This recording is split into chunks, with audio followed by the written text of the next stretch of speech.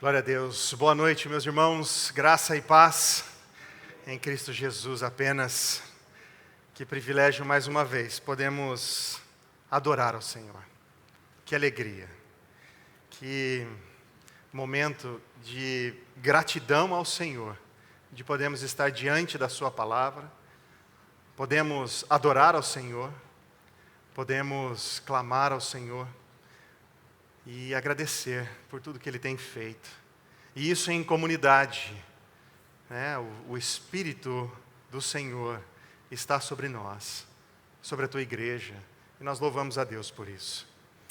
Meus irmãos, esta noite gostaria de dar continuidade, né? A nossa temporada de parábolas do Senhor Jesus Cristo. Nós estamos indo para a 16ª parábola, e hoje eu gostaria que os irmãos estivessem abrindo as suas Bíblias, ali em Mateus 24, vamos finalizar o capítulo 24, do verso 45 ao verso 51, só para a gente começar. Então, leiam junto comigo, né? Acompanhem comigo. Eu vou ler na versão Nova Almeida atualizada. Quem é, pois, o servo fiel e prudente, a quem o Senhor deixou encarregado dos demais servos, para lhes dar o sustento a seu tempo? Bem-aventurado aquele servo a quem seu Senhor, quando vier, achar fazendo assim. Em verdade lhes digo que lhe confiará todos os seus bens. Mas o que acontecerá se aquele servo, sendo mau, disser consigo mesmo: meu Senhor demora para vir, e começar a espancar os seus companheiros e a comer e beber com os bêbados? Virá o Senhor daquele servo, em dia em que não o espera e em hora que não sabe, e irá aplicar-lhe um castigo severo, condenando-o com os hipócritas. Ali haverá choro e ranger de dentes. Vamos orar. Bendito Senhor, estamos aqui diante de Ti, ó Pai. É a Tua palavra sendo lida, é a Tua palavra sendo exposta, são corações sedentos. Meu Senhor, prepara o terreno, ó Pai, o terreno do coração de cada um dos meus irmãos aqui, para que esta palavra, ó Deus, aqui lida e será exposta, possa encontrar, ó Deus, um solo fértil, e que essa semente, ó Pai, seja germinada nos corações dos meus irmãos, a partir da exposição da Tua palavra. Nós só temos o Senhor, ó Deus, e nós precisamos da Tua palavra. Em Cristo Jesus pedimos. Amém. Meus irmãos, dando continuidade às parábolas de Jesus, e nesse momento, as de Mateus aí no final do capítulo 24, nesse que mostra o sermão profético de Jesus. O capítulo 24, ele vai trazer justamente a questão desse sermão profético. Ele vai olhar lá para frente, ele vai mostrar para os seus discípulos, é uma conversa que ele está tendo com os seus discípulos, e ele vai olhar lá para frente, vai mostrar para eles, olha só o que vem por aí. Ele falou ali, começando ali no capítulo 24, vou fazer um breve resumo aqui. Ele falou sobre o templo, que não restaria pedra sobre pedra, e de fato aconteceu ali aproximadamente 40 anos depois que ele pregou esse sermão. Ele falou com os discípulos sobre o seu retorno, os sintomas da sociedade, os sintomas da humanidade, como estariam no princípio das dores. E nessa, claramente, deixa pistas sobre as últimas coisas, assim como falsos mestres, enganadores, guerras e rumores de guerra, nação contra nação, reino contra reino, fome, terremotos, tudo isso como o princípio das dores. Os irmãos, os discípulos seriam maltratados, odiados pelo nome de Jesus, escândalos, traição, ódio. E por multiplicar a maldade, o amor vai se esfriar de quase todos Mas os que permanecerem firmes, pregando este evangelho do reino, por todo o mundo, para testemunho a todas as nações, então chegará o fim. Mais para frente ele segue, então ele falou da grande tribulação, sobre aquele abominável da desolação que vai chegar, sobre o terror da perseguição, até a sua vinda, que nem dia e nem hora foi estipulado pelo próprio Jesus. Só Deus, o Pai, o sabe. Então, após esses dias de tribulação, e você pode ver aí no verso 29, leia comigo, do mesmo capítulo 24. Logo em seguida, a tribulação daqueles dias, o sol escurecerá, a lua não dará a sua claridade, as estrelas cairão do firmamento e os poderes do céu serão abalados. Então aparecerá no céu o sinal do Filho do Homem. Todos os povos da terra se lamentarão e verão o Filho do Homem vindo sobre as nuvens, com poder e muita glória. Aleluia! E ele virá, e ele enviará os seus anjos, com grande som de trombeta, os quais reunirão os seus escolhidos dos 4 ventos, dos 4 cantos, de uma a outra extremidade dos céus. Meus irmãos, e após isso temos as parábolas. Nós falamos no ano passado a respeito da parábola da figueira, se não me engano foi a 7ª parábola. Mas 2 semanas atrás eu trouxe aqui a parábola do ladrão, onde o foco, se os irmãos se lembram, era vigiar. Era estar atento, estarmos prontos, e já na sequência dos fatos, Jesus já traz essa nova parábola do servo fiel, que tem absolutamente tudo a ver com o que ele tinha acabado de alertar, sobre vigiar, sobre estar atento. Interessante como Lucas e Mateus têm nessas 2 parábolas, também na mesma sequência, só que tem pequenas características que chamam a atenção. E eu quero ler com os irmãos o que Lucas, o Evangelho de Lucas, tem a nos dizer. Se os irmãos puderem, Lucas 12, de 41 a 48, vamos ler juntos. Vocês vão ver tamanha similaridade. Então Pedro perguntou: Senhor, esta parábola é só para nós ou também para todos? O Senhor respondeu: Quem é, pois, o mordomo fiel e prudente, a quem o Senhor deixará encarregado dos demais servos da casa, para lhe dar o sustento no devido tempo? Bem-aventurado aquele servo, a quem seu Senhor, quando vier, achar fazendo assim. Em verdade lhes digo que lhe confiará todos os seus bens. Mas o que acontecerá se aquele servo disser consigo mesmo: meu senhor demora para vir, e começar a espancar os empregados e as empregadas, e comer e a beber e a embriagar-se? Virá o senhor daquele servo, em dia em que não o espera e em hora que não sabe, irá aplicar-lhe um castigo severo, condenando-o com os fiéis. Aquele servo que conheceu a vontade de seu senhor e não se aprontou, nem fez segundo a sua vontade, será punido com muitos açoites. Aquele, porém, que não soube a vontade do seu senhor e fez coisas indignas de reprovação, levará poucos açoites.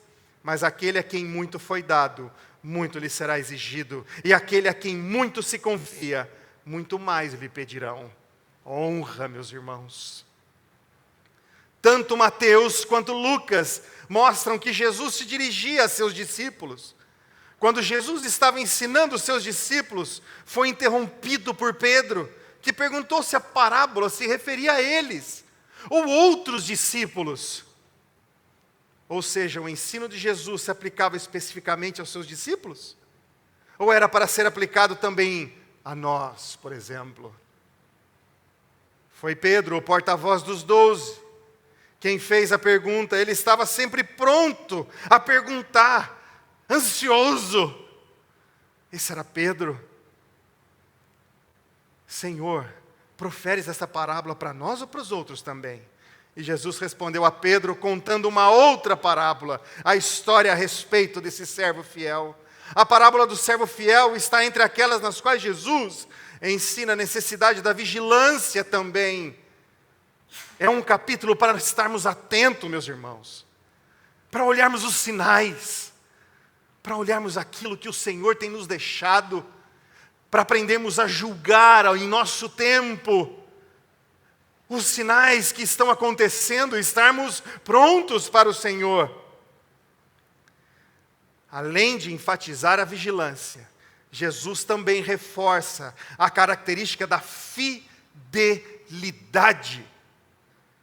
Em resumo, a parábola se refere a um servo que recebe a responsabilidade de administrar a casa na ausência de seu senhor.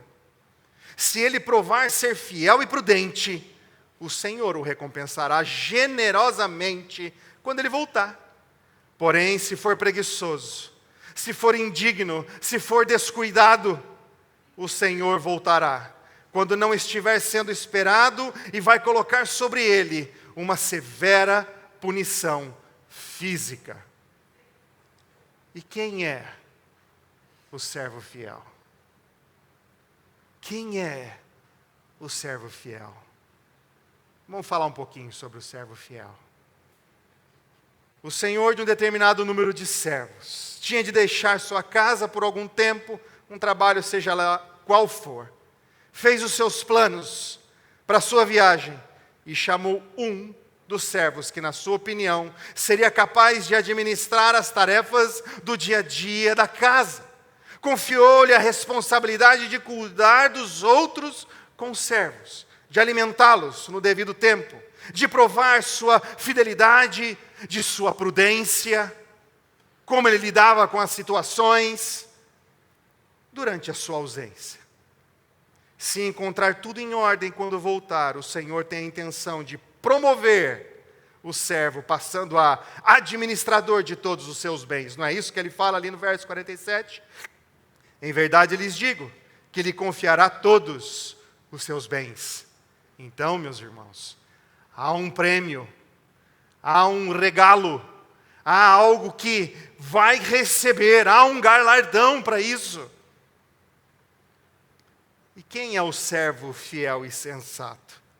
Essa palavra sobre o escravo fiel e prudente refere-se de um modo bem especial aos discípulos e em seguida aos membros da comunidade. E aqui nós começamos a entrar nessa parábola.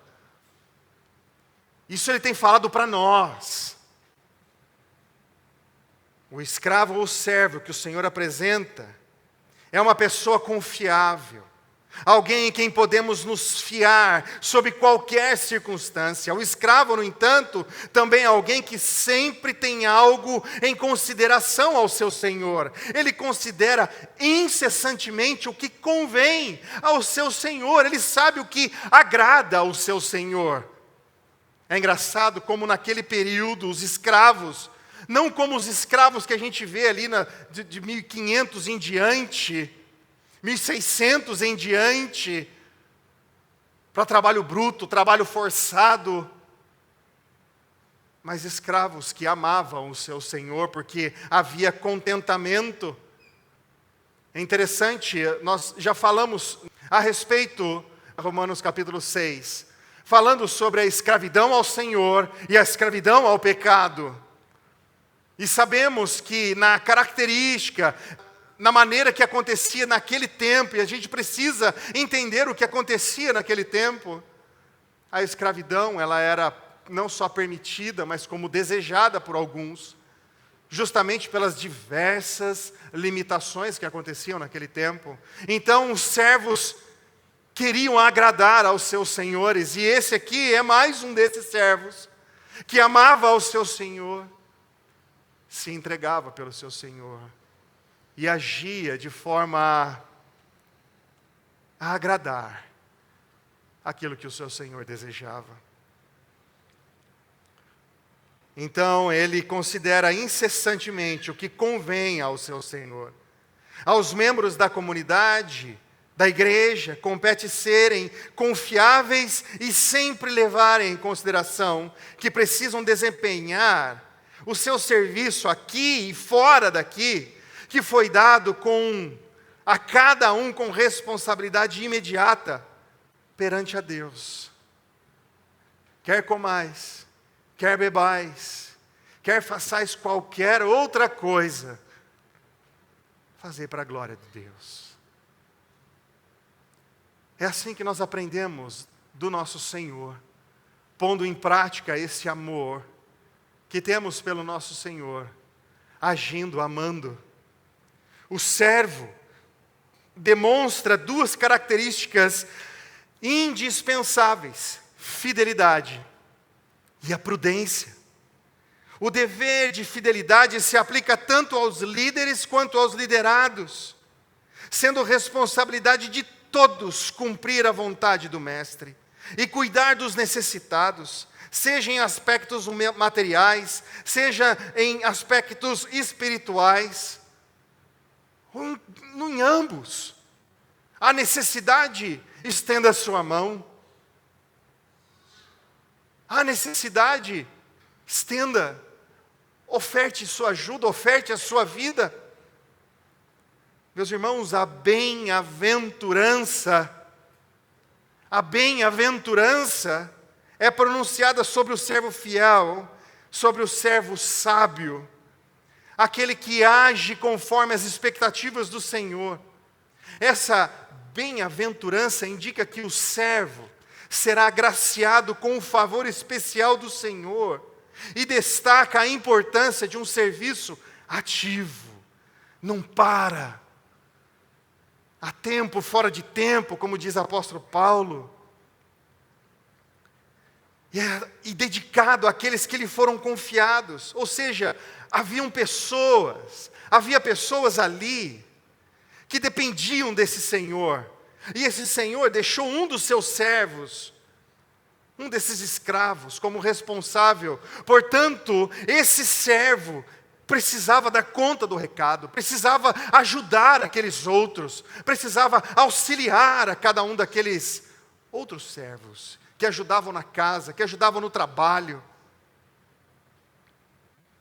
Meus irmãos, isso reflete o espírito de espera ansiosa pela vinda do Senhor Jesus Cristo como Salvador. As nossas ações precisam estar pautadas num constante aguardo do nosso Senhor. Ele é digno de confiança porque quando diz sim, é sim, e quando diz não, é não. Não existe meio termo, não existe dúvida, não existe plano B. O Senhor nos aponta a sermos acurados naquilo que falamos, corretos, precisos em como nós agimos, em como nós indicamos, apontamos para o Senhor. Os seus conservos sabem que Ele não falta a sua palavra, podem confiar nele. Ele também é perspicaz, pois sabe antecipar os problemas e está sempre preparado para enfrentá-los, para resolvê-los de uma vez por todas. E essa aparente facilidade tem sempre o controle da situação. O Senhor pode contar com você nesse sentido. Do grego doulos, servo, escravo, nessa parábola é o chefe de todos os empregados domésticos. Isso, no entanto, não limita a aplicação da parábola a todos os líderes, mas estabelece para todos responsabilidade. Implica bons relacionamentos pessoais, a gente vê no verso 49 aí, exigindo uma conduta exemplar e impedindo que a pessoa seja áspera, seja grosseira, na verdade tenha domínio sobre os outros e domínio próprio sobre os outros.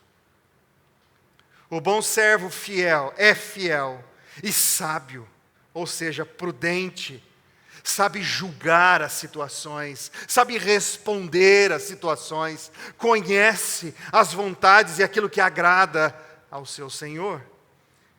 Em Mateus 7:24 vai dizer assim: todo aquele, pois, que ouve estas minhas palavras e as pratica, será comparado a um homem prudente, que construiu a sua casa sobre a rocha.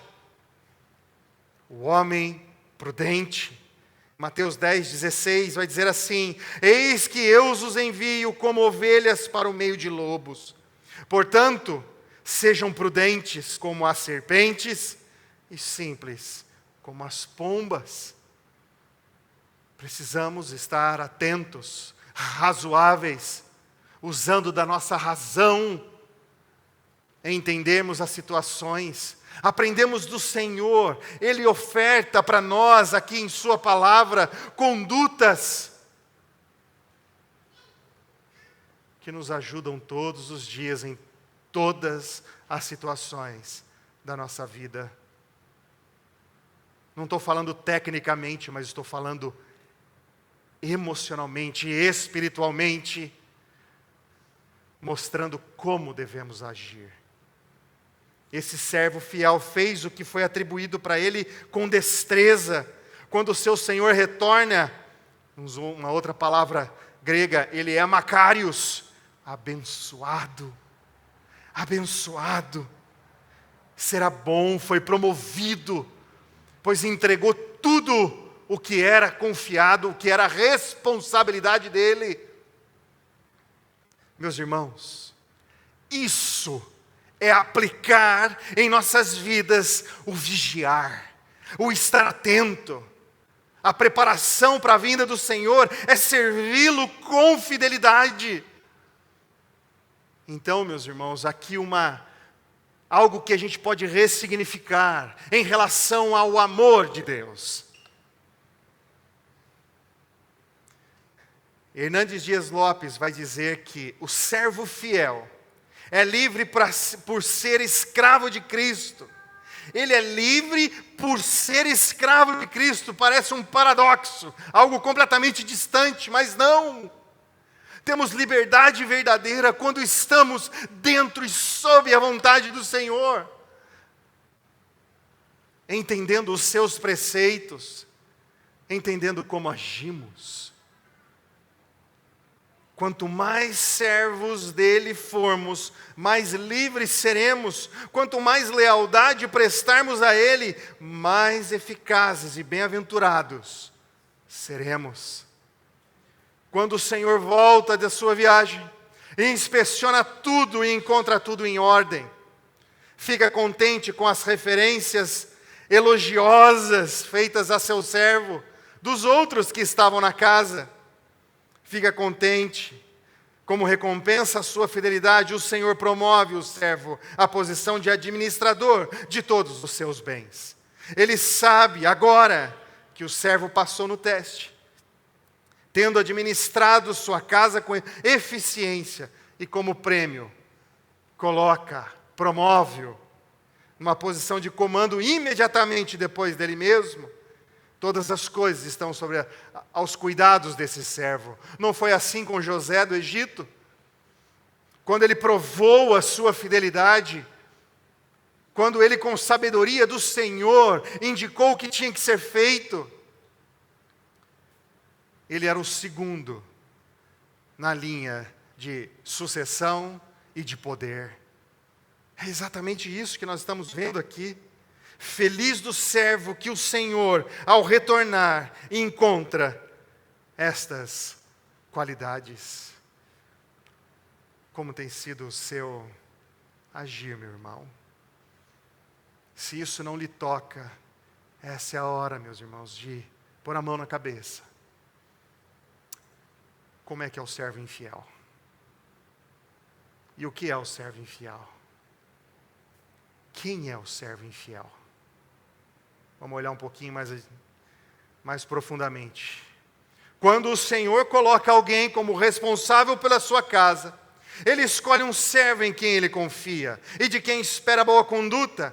E tudo aqui que eu trouxe até agora sobre o servo fiel. Olhe para tudo isso. Ele quer deixar sua casa em mãos seguras, porém nem sempre a natureza humana é confiável. E o senhor da casa pode cometer um grande erro quando escolhe determinado servo em quem pensa que pode confiar. Em outras palavras, o Senhor nunca pode ter a certeza absoluta de que o servo corresponderá às suas expectativas. O servo pode aparentar confiabilidade antes de ser escolhido, mas quando o seu mestre viaja, ele revela o seu verdadeiro caráter. É ardiloso, é cruel, é descontrolado. Com base em outras viagens feitas pelo seu senhor, o servo calcula que ele vai demorar bastante. Na ausência do dono, seu coração mau, seu coração infiel e claramente sem sabedoria, é preenchido com os seus maus desejos. Engraçado como, quando ele cai nessa armadilha do auto-engano, dessa despreocupação, é interessante a gente notar que o escravo disse essas coisas para si mesmo.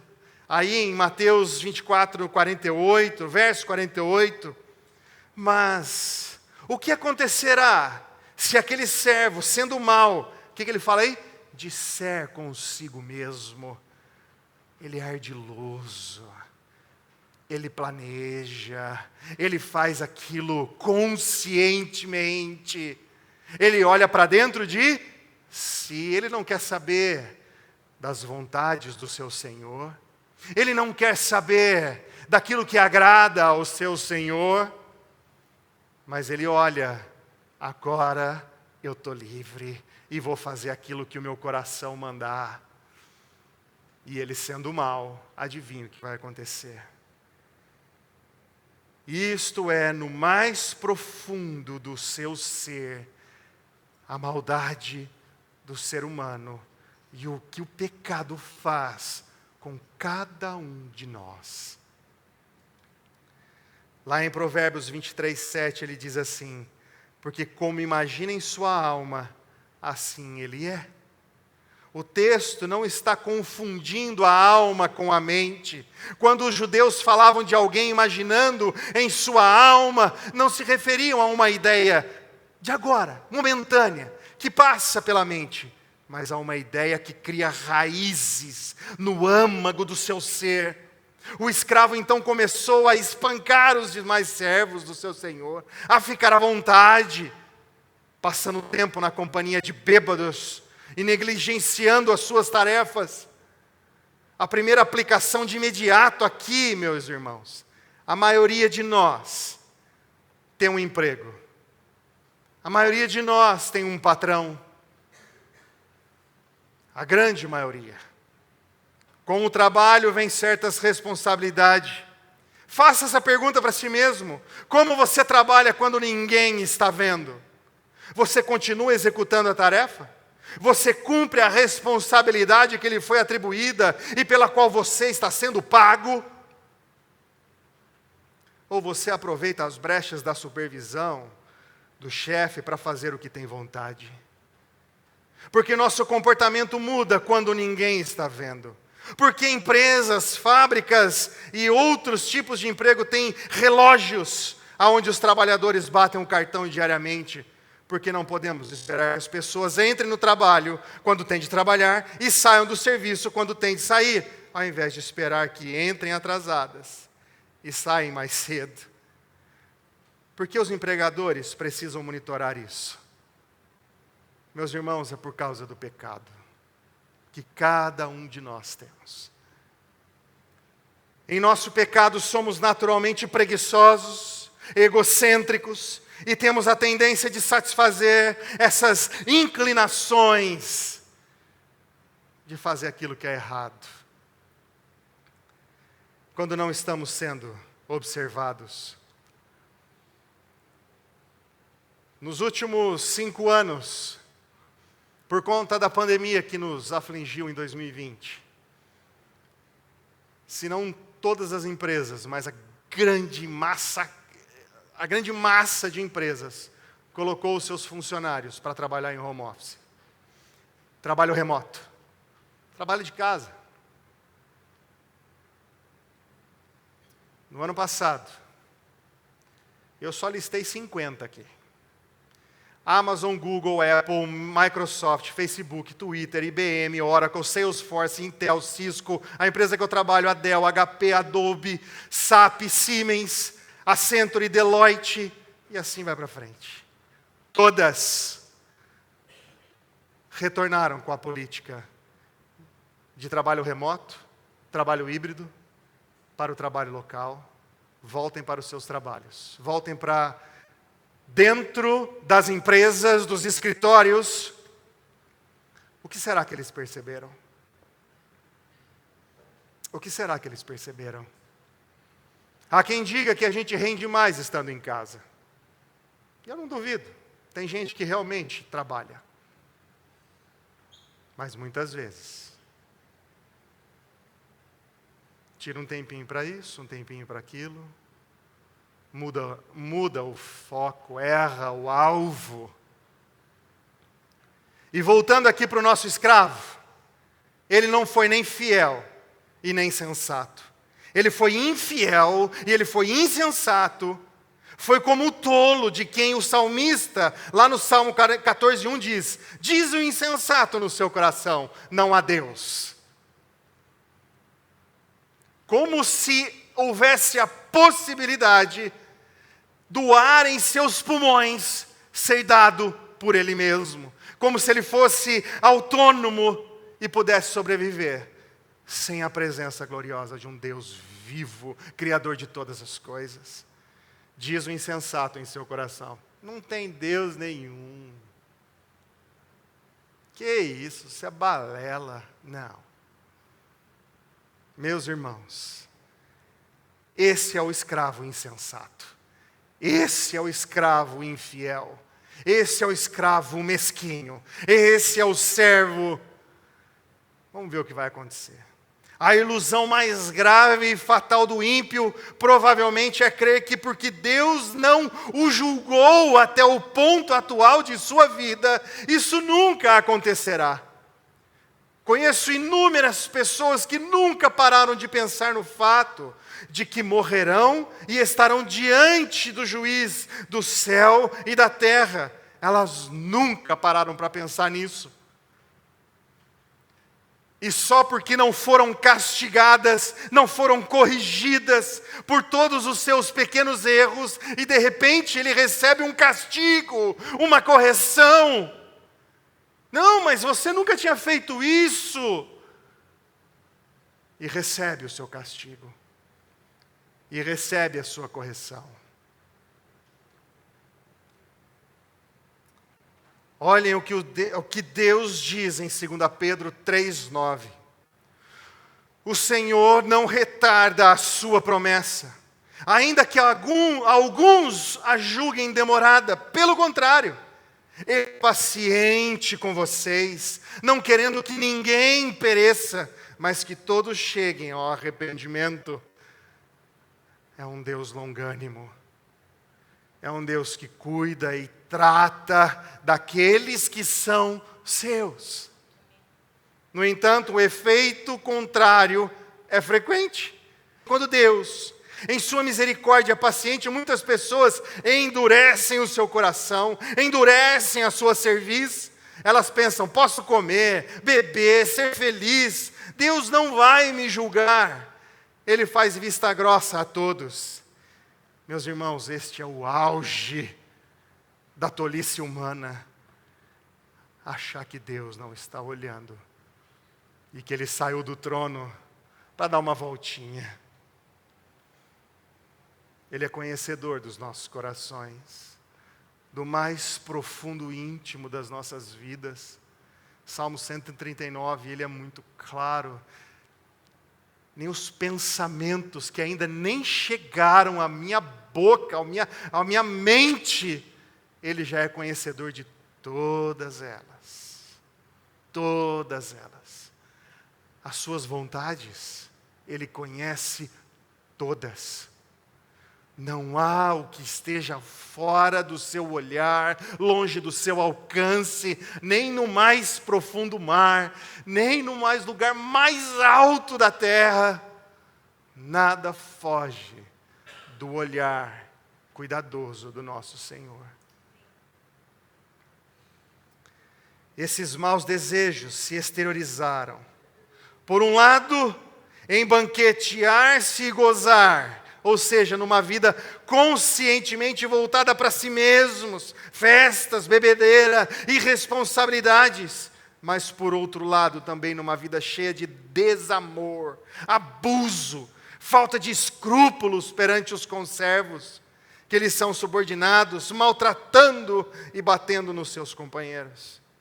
Quanto menos ele próprio trabalha, tanto mais rigor o trabalho árduo exige dos outros.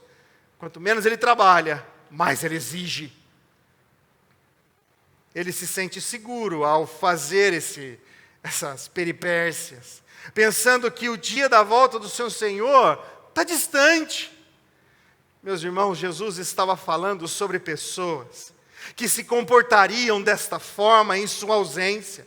Pessoas que, por ele estar em um lugar distante, demorando a vir, concluíram que Cristo nunca mais haveria de voltar, e então, cada um podia fazer o que bem entendesse. Existe eu vou chamar de teologia, chamada de decisionismo. O decisionismo é algo que a gente, às vezes, se convence. Às vezes a gente acha que, eu tomei uma decisão por Cristo, e vive como um demônio. Eu aceitei Jesus, eu fui lá na frente, e nunca mais ouviu do Senhor, buscou o Senhor, porque algum dia, há 40 anos atrás, há 20 anos atrás, há 60 anos atrás, eu tomei uma decisão. Eu decidi por Cristo. Aonde, na palavra, você encontra base para um trem desse? E esse homem, por algum motivo, recebeu esse cargo. E ele livre fez o que deu na cabeça. Com base nesse pensamento, elas espancariam uns aos outros, os escravos, e comeriam e bebiam com os ébrios. E agora, meus irmãos? E agora? Jesus tinha um alerta para tais pessoas. Virá o Senhor daquele servo em dia em que não o espera e em hora que não sabe, e castigá-lo-á, lançando-lhe a sorte com os hipócritas. Jesus será o visitante inesperado. O escravo vai ouvir a chave girando no ferrolho da porta e vai perguntar: quem que está entrando? Então a porta se abrirá e Jesus é quem estará ali. E agora? E agora? Seu senhor se apressa a voltar para casa e aparece súbita e inesperadamente. O que fará o Senhor com o servo que foi irresponsável, que foi infiel, imprudente, insolente, mau? Ele ouve as histórias sobre o seu comportamento, suas farras, sua indolência, nada escapa. Ele toma conhecimento de tudo a partir dos outros. O Senhor agora é o juiz e o executor da lei. Ele deve pronunciar esse veredicto e declarar culpado o ofensor. Ele não deixa de fazer a sua justiça, meus irmãos. Ele é um Deus presente. Então, administrará a punição apropriada, Jesus disse, e castigá-lo-á, lançando-lhe a sorte com os hipócritas, e ali haverá choro e ranger de dentes. Meus irmãos, como está a versão aí da sua Bíblia? Castigá-lo-á? Puni-lo? Puni-lo severamente? Alguma coisa diferente disso? Separá-lo-á? Algum outro? Uma outra versão? Meus irmãos, lá em 1 Samuel, 15:33 diz assim: Mas Samuel disse: Assim como a sua espada deixou muitas mulheres sem filhos, também a sua mãe ficará sem o seu filho. E Samuel despedaçou a Pague diante do Senhor em Gilgal. Agora vamos para o Novo Testamento. Hebreus 11:37. Foram apedrejados, cerrados ao meio, mortos ao fio da espada, andaram como peregrinos, vestidos de peles de ovelhas e de cabras, passaram por necessidades, foram afligidos e maltratados. Esses eram os servos fiéis que estavam passando por isso. E a palavra grega que para esse puni-lo, castigá-lo, separá-lo, significa dicotomel. Da palavra dicotomia, que significa separar em dois. Então o servo mau, surpreso e desesperado para o retorno do seu mestre, é colocado com os hipócritas. Ele é dividido. O Velho Testamento nos traz relatos impressionantes de homens maus que faziam com homens maus, de seus senhores, quando pegavam os seus servos, seus inimigos, era literalmente cortado ao meio. Seu destino é a punição dada àqueles mais constantemente apontados como maus neste evangelho. O hebraico cortado ao meio dos filhos da luz refere-se à excomunhão, meus irmãos. É arrancado fora. Aqui, no entanto, o servo mau não é cortado de nada. Ele é cortado em pedaços. Um castigo muito severo e terrível. E se junta aos hipócritas no choro e ranger de dentes. Isso é o lago de fogo, meus irmãos. É a morte eterna. Desse modo, ele vai estar em harmonia com o ensinamento lá do Salmo 37. Se nós olharmos o verso 8 e 9, ele disse assim: Deixe a ira, abandone o furor, não se irrite, certamente isso acabará mal, porque os malfeitores serão exterminados, mas os que esperam no Senhor possuirão a terra. O servo que falhou diante de seu senhor, ele recebe o oposto de recompensa recebida pelo o servo fiel, o servo responsável. Ele é separado, ele é lançado fora, ele é extirpado da presença do povo, da presença de Deus, excomungado. E para concluir, meus irmãos, Jesus não nos forneceu um dia e uma hora exatos.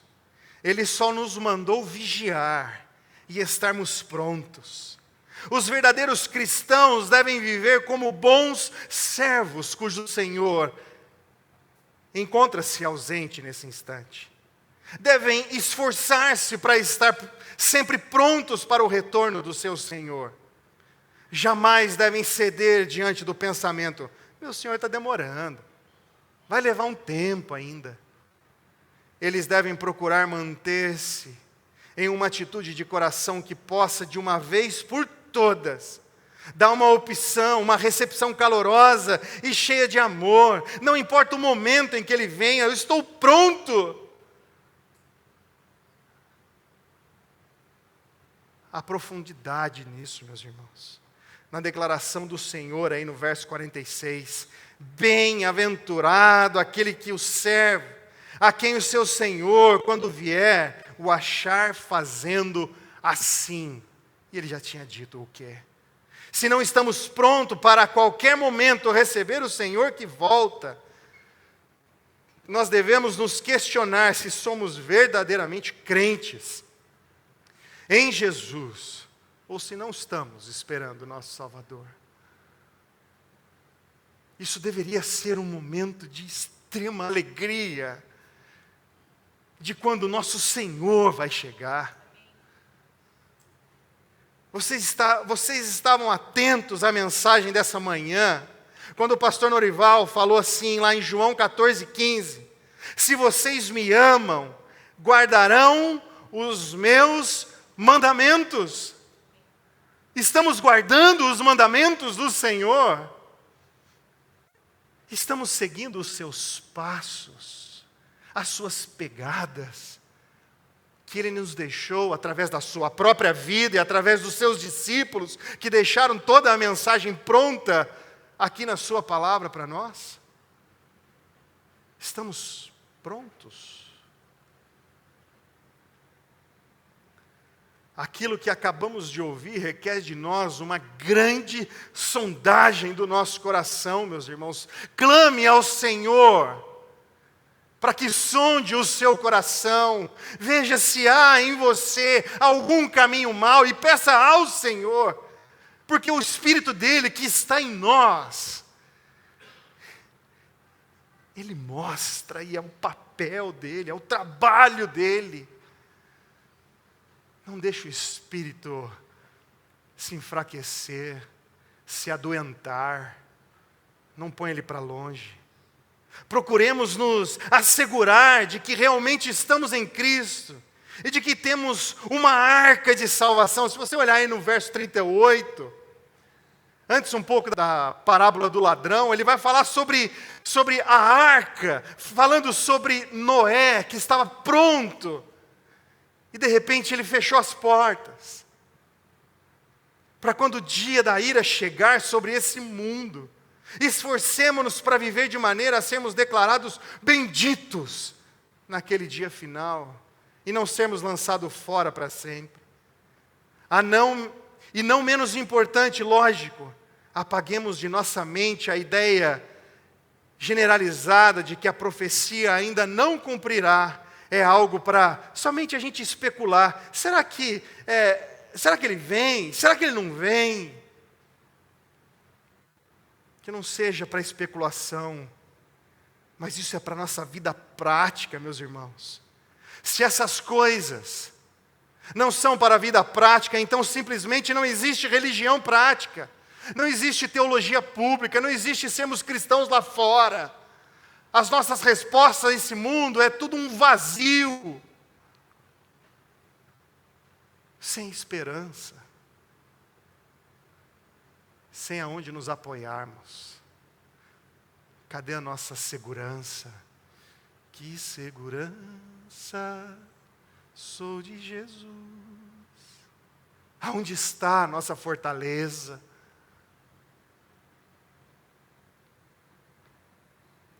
Se essas coisas não são para a vida prática, então simplesmente não existe religião prática.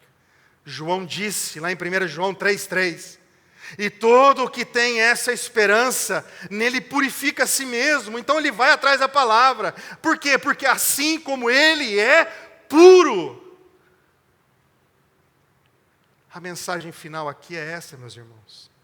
Mantenham-se leais ao Senhor Jesus, realizando com sabedoria e alegria a missão que Ele nos atribuiu, sempre em favor daqueles que são preciosos para Ele.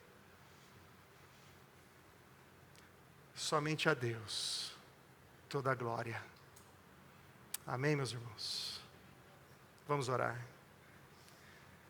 Bendito Deus, eterno, poderoso Pai, Teu Filho Jesus padeceu neste mundo, ressuscitou, por Ele estamos aqui.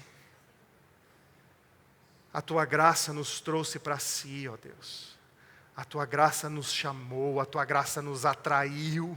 O Teu Evangelho em Cristo Jesus nos trouxe vida, transformou o coração de pedra, como diz a Tua palavra, num coração pulsante, vivo. Clamamos e pedimos, ó Pai, a Tua presença em nós, Teu Espírito nos alertando, nos torna atentos, ó Pai, nos torna vigilantes, ó Senhor. Que o Senhor nos encontre como servos fiéis diante de Ti, ó Deus.